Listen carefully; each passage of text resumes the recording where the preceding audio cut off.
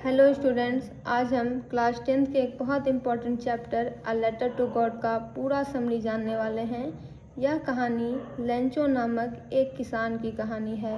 वह अपनी आजीविका के लिए पूरी तरह से अपने खेतों पर निर्भर है, लेकिन ओलावृष्टि उसकी सारी फसल को पूरी तरीके से नष्ट कर देती है। अब अपने परिवार को चलाने के लिए और फिर से इस फसल को बोने के लिए और अगली फसल आने के लिए उसे 100 पीसों की आवश्यकता होती है। अब उसे ईश्वर में अटूट आस्था थी, इसलिए वह भगवान को ही पत्र लिखता है कि भगवान, ज़्यादा कुछ पत्र में लिखता नहीं है कि भगवान ऐसा कुछ हो गया है, बाकी सारी बातें तो वो जानते ही हैं, तो मुझे 100 पीसों जो है जल्द से जल्द भेजने की कृपा करें।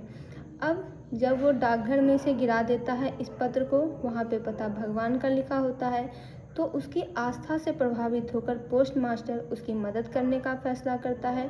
वो बहुत कोशिश करता है, लेकिन इतनी कोशिश के बावजूद भी वह 100 में से 70 पीसों से इकट्ठा कर पाता है और 70 पीसों इकट्ठे हो जाते हैं। उसे लिफाफे में डाल दिया जाता है।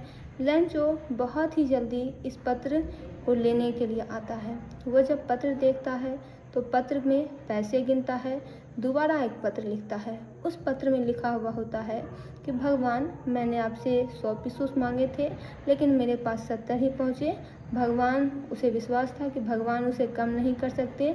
लेंचो ने जितना मांगा है उसे तो भगवान ने दिया ही था, बल्कि ये पोस्ट ऑफिस के कर्मचारी जो हैं वो ठगों का एक झुंड है। इसने मेरे बाकी के 30 पीसों चुरा लिए। आप अगली बार से मुझे ये मेरे 30 पीसों जो है डाकघर से के माध्यम से नहीं भेजिएगा, क्योंकि ये तो ठगों का एक झुंड है। कृपया कर ये पैसे मुझे जल्दी भेज दीजिए। तो यही पूरी की पूरी स्टोरी थी। अगर आप चैनल पर नए हैं तो इसे सब्सक्राइब ज़रूर करें।